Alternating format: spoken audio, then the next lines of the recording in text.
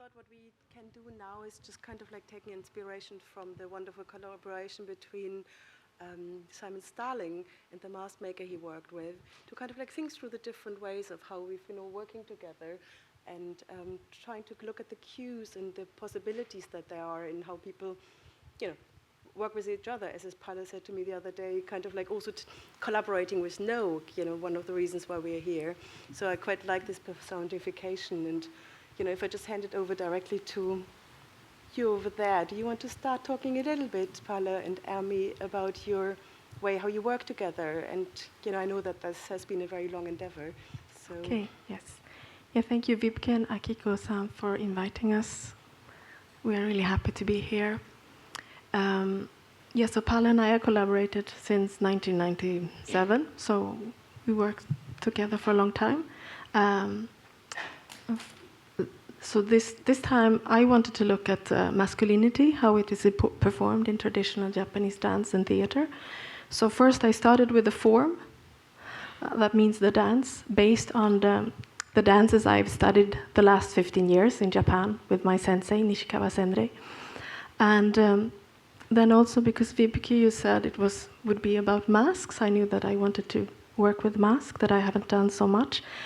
So not only with the mask, but also can the mask be somebody outside yourself, in this case, your son, but also facial expressions. So in Noh, they are like the lower gods, when they are angry, they become like demons. And I think the anger of a parent can really be this demon. So I wanted to try that without the mask, but of course it's a mask too. And then we also wanted to work with the Noh drama Atsumori, that I loved for a very long time, and focusing on this hesitation, like you're systemized, you're a killer, but when you're a parent and you're going to kill a child, and there's a hesitation. So we wanted to look at that.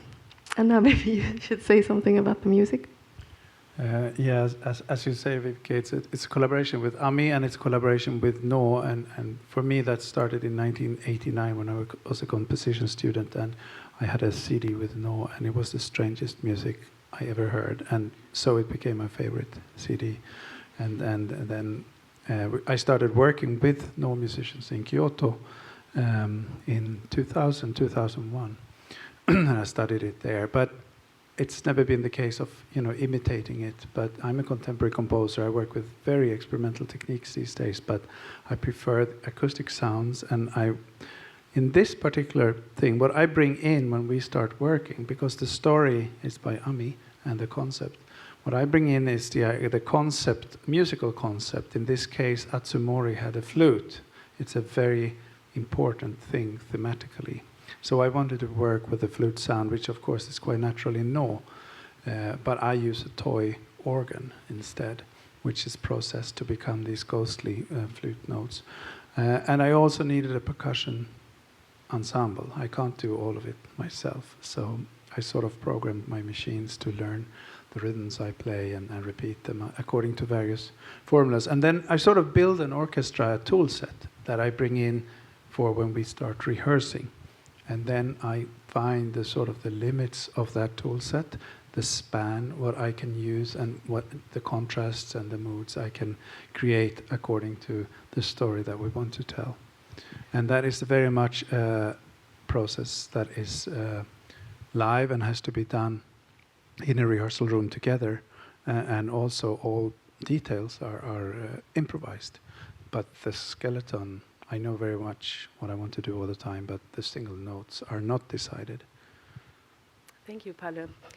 What I really, really appreciate about Simon Starling's collaboration with his Noh mask maker is that they very much stay true to themselves, but they kind of like have these moments of taking on something from the other. And how does that work with you? I mean, you're also taking a classical Japanese play as a starting point, like Simon Starling does, and then uses the skeleton of that in some way or other to tell a different story. How is that in your case? Well,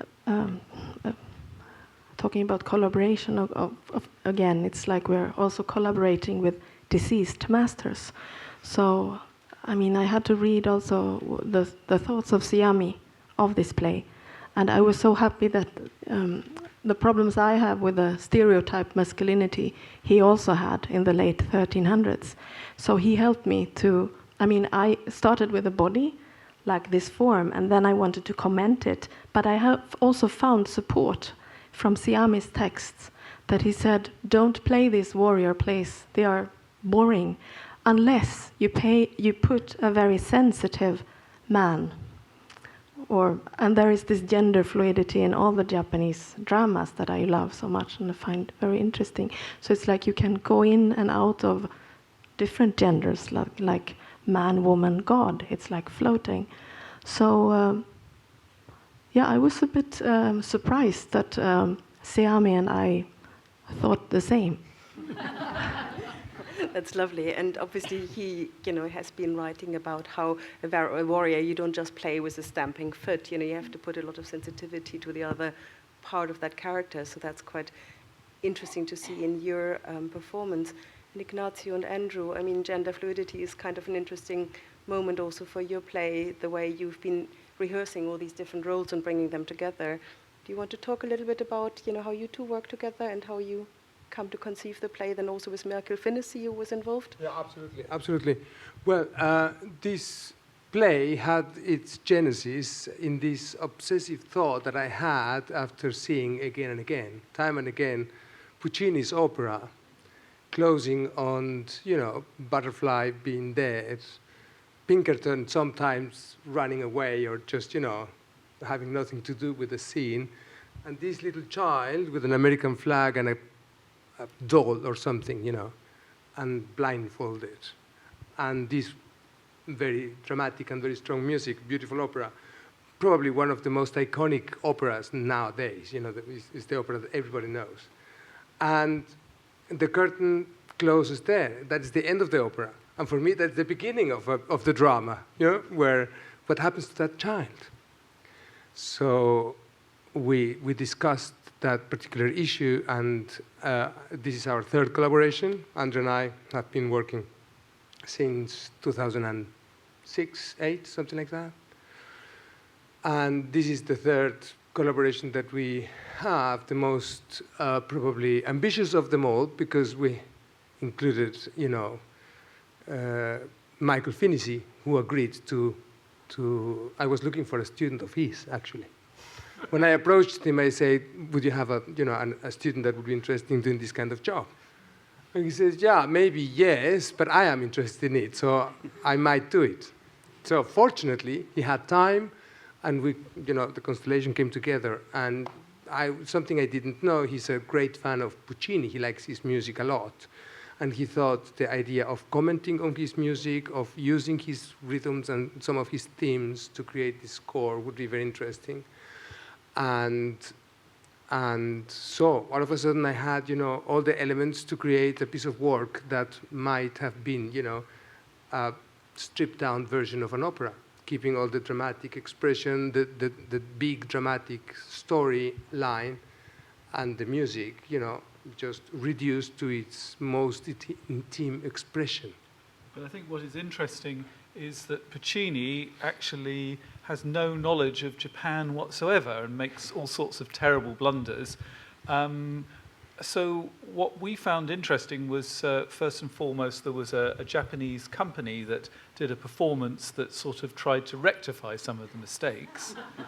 And then we realized that the play was about East meets West, and what happened. So we had a Western opera, and we thought about how we could go into the Eastern forms, and Ignacio became very interested in Noh theatre, and we realized it had something that was incredibly powerful for this piece, which is ghosts, because ghosts are very powerful presences in this play, and to be able to actually put them actually onto the stage rather than them being metaphorically there was something that was incredibly powerful. So it became intrinsic that the form was actually following the story, although at the very beginning, we never realized quite how much we were going to be getting into the Eastern forms, but actually now, sitting here,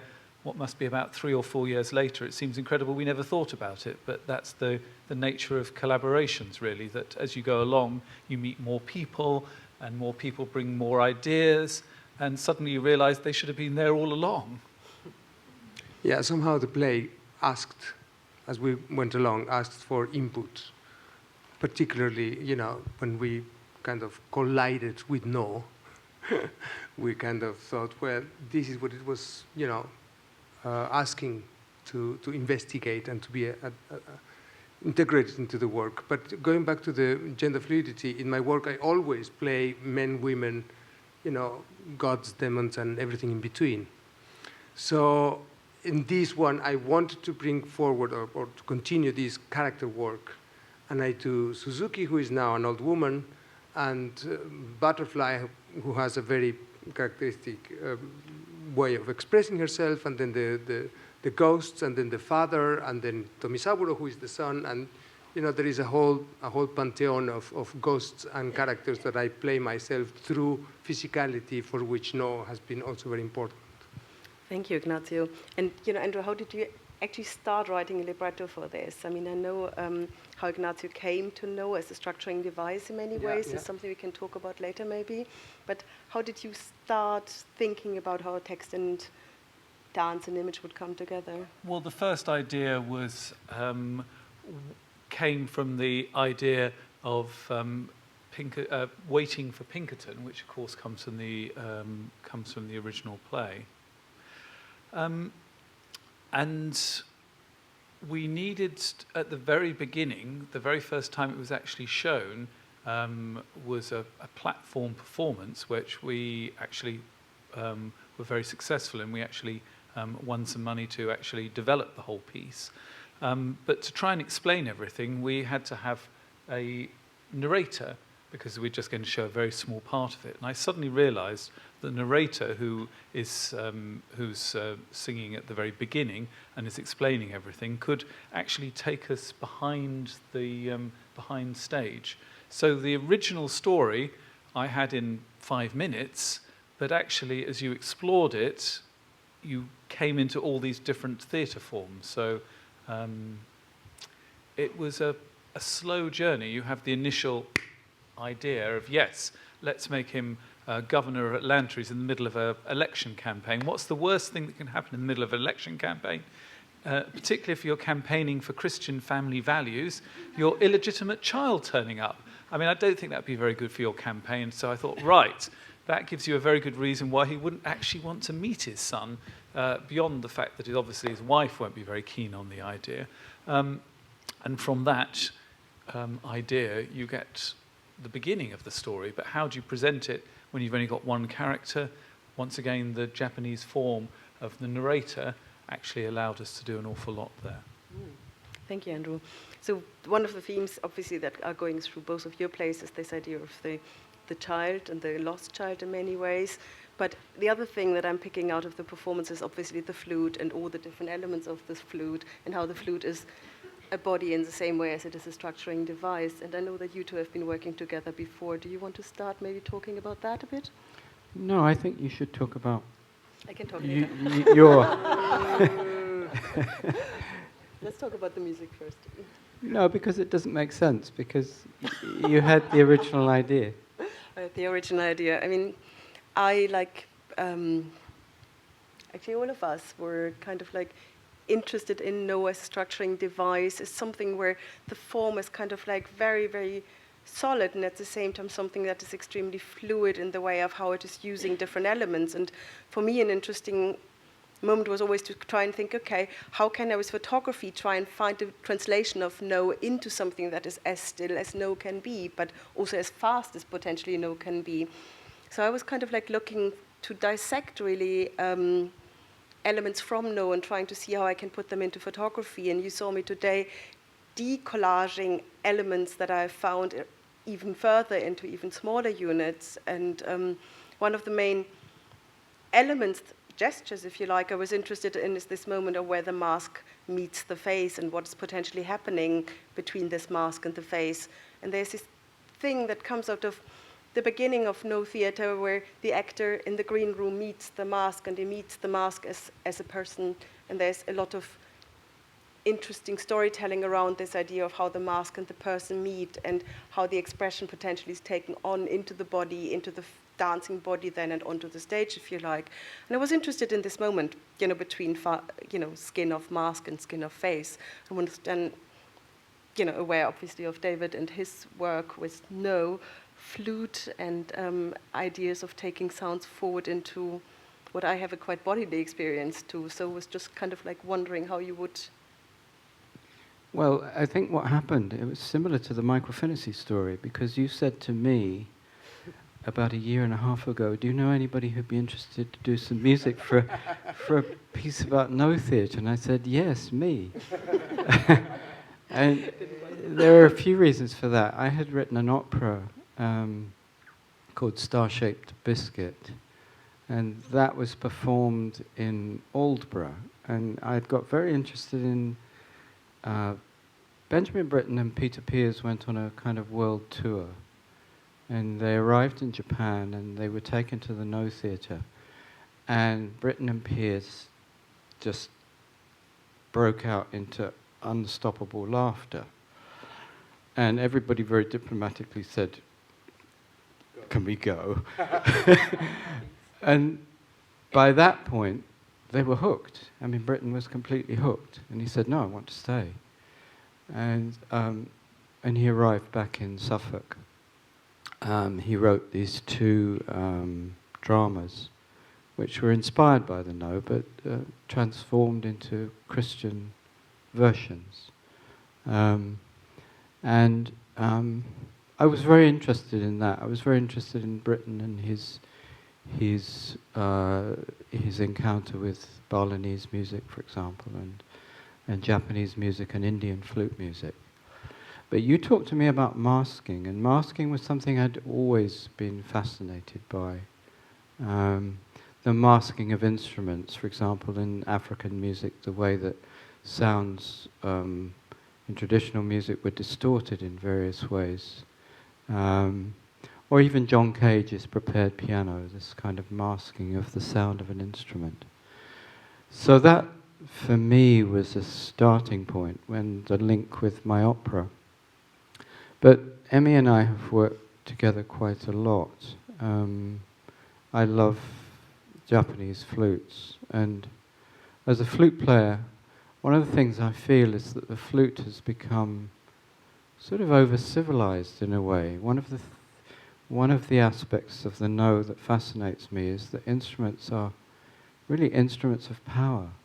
They're magical instruments, and they take us back to a time when people would have heard instruments as very, very powerful. Not these ultra-civilized kind of dinner party type instruments, but something really strong.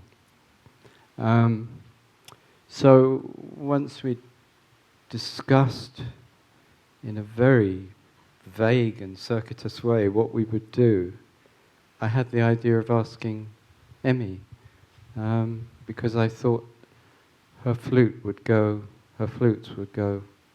fantastically well. And I have to say, I didn't tell you anything about what we were doing.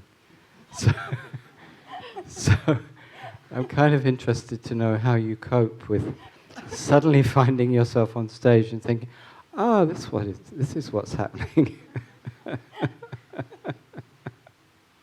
Because you play brilliantly, and it's just, here we are on stage in front of an audience. I prepared to do improvise on the stage, but I didn't know this kind of discussion on the stage. I'm now getting nervous and nervous. Improvise. So now I'm thinking, don't ask me any questions. But actually, I have a new album about to come out, and Emmy plays on a track which she hasn't actually yet heard, which is based on the Sakuteki, this very ancient Japanese gardening book. And there's incredibly fascinating material in this book about stone setting and its relationship to taboos. In other words, the formations through which you set stones in the garden and the terrible things that can happen to you and your family if you get it wrong. And to me, there's a strong relationship to that, between that and the rhythmic approach you get in, for example, Japanese gagaku. This incredibly slow measuring, marking of time, which works on many different levels. It's called colatomic structure. That was the name given to it by a Dutch ethnomusicologist called Jaap Kunst, who worked in Java. But these measures, and they seem to work very well with your idea of working through pages, which is sequential and numerical. So I mark the time with markers, and then in between we have silence, and we have these sounds of flutes, and it's a kind of tangential relationship to the no, but I think for me it's quite strong. Thank you, David. I mean, this idea that the masks fall back onto the faces in this moment that you can't see was very lovely. Also in Palle's and Ami's piece, where we were suddenly doing exactly what David describes as voice masking, something we were really interested in, kind of like thinking about this hollow object that then is not subject anymore, as this object, and that then makes a different sound. Do you want to maybe think about that voice for a minute before we close? Because I think we're asked to be out of here in kind of like 2 minutes, but... I'm not trained in voice, but maybe I can just say something political about why I chose the parent. Because in the play, it's the killer who sings. It's a Buddhist prayer that you find in the original Atsumori play by Siami. And I felt that by allowing the killer, to pray for the boy's soul, you keep this kind of honor code, like the killing, that it's the business of the soldiers. So I thought it was really important that it was the parent who sang for the child instead. So, and also, to have it on my body and it's a line that it's gone forever. It's broken. Yeah. Ignacio, you're not going to tell us what's going to happen between child and father? No, but one of the thoughts I had is it's an opera, so I promise you it doesn't end well. It's a story of two words that collide. It's the story of, misunderstanding and mixed races. Someone who is, two people who come from completely different worlds and come together for different reasons, and the one butterfly thinks he is in love with her, and he's not. He just needs a woman for the 3 or 4 months he's going to be in Nagasaki. That's all. She's madly in love. So the product of that passionate, egoistical, blind passion and lust, has a life, is carrying his sins, her sins. He's loaded with fate, as are very often mixed race cultures. That's why we fear them. That's why we don't understand them. That's why, there is so much going on, oh my goodness. What are you? Where are you? Where are you from? That's the first question. Who are you? Where are you from? Why are you not Japanese? Are you American? Where are you? So this kind of terrible fate that falls upon him, is expressed in this particular opera.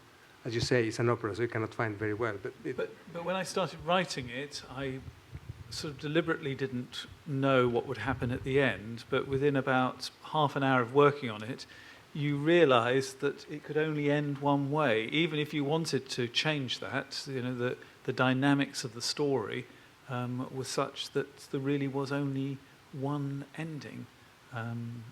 And in fact, there is a sense of release at the end of it, that the story has finally finished. The ghosts have been the ghosts have been satisfied. Somehow, yeah. Somehow, yeah. Yeah. Great. Thank you very much, all of you, David. Thank you. Thank you. Olo, thank you. It's nice to bring you all together here in London. It's been a great pleasure. I do leave you all with this, fourth thoughts on maybe what intercultural collaborations could be. And thank you all for coming. And stay around. There's more to happen today here at King's Place. Thank you.